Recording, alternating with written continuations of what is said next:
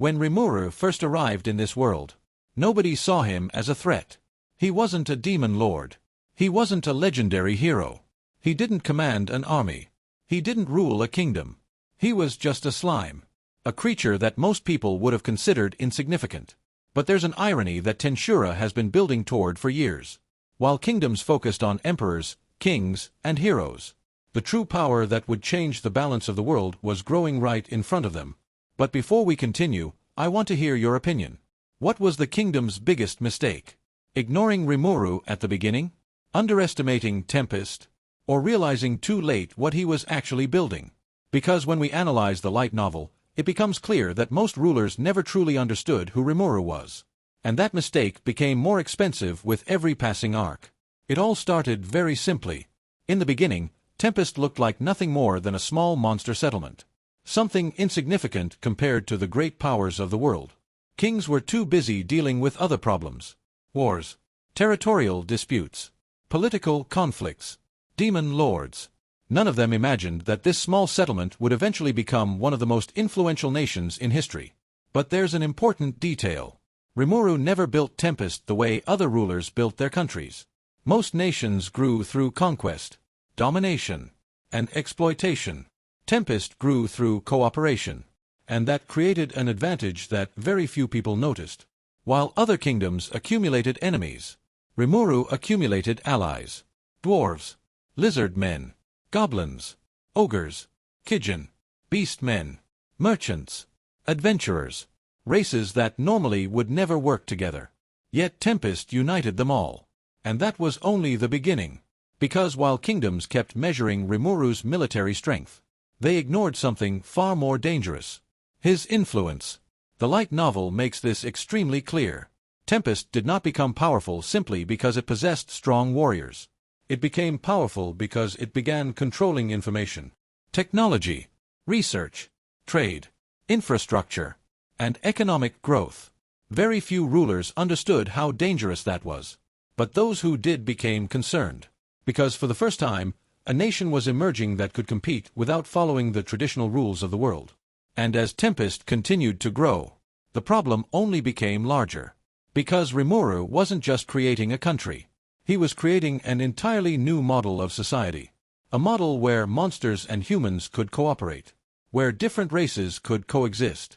Where economic development was just as important as military power. And that directly threatened a system that had existed for centuries.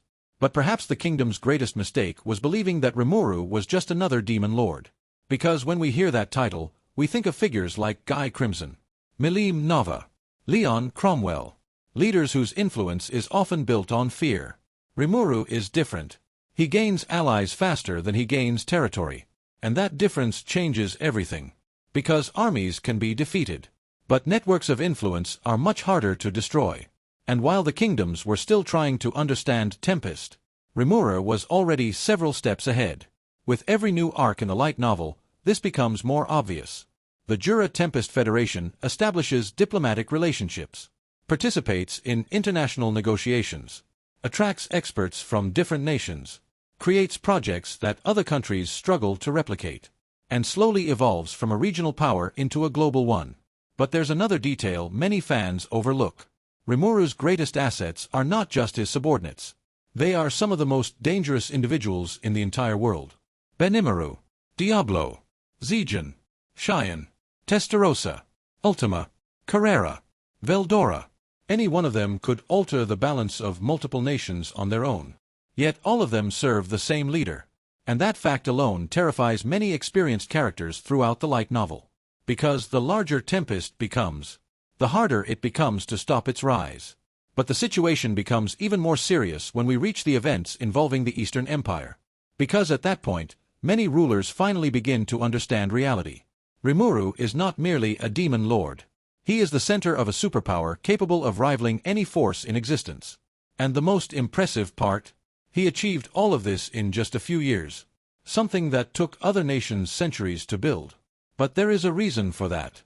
Rimuru doesn't think like the rulers of his world. While they see borders, he sees opportunities. While they see rivals, he sees partners. While they protect outdated systems, he creates new ones. And that makes Tempest incredibly difficult to predict.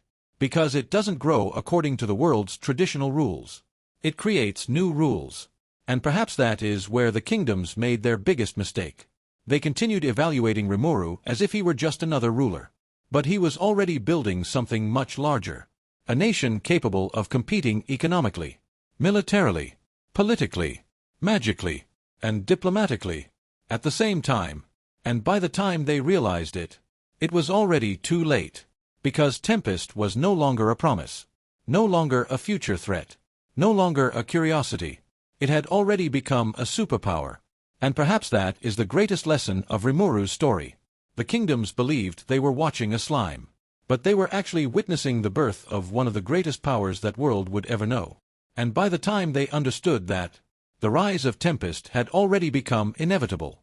And what about you? What was the kingdom's biggest mistake? Ignoring Rimuru? Underestimating Tempest? Or realizing too late that they were witnessing the rise of a future world power? Leave your opinion in the comments.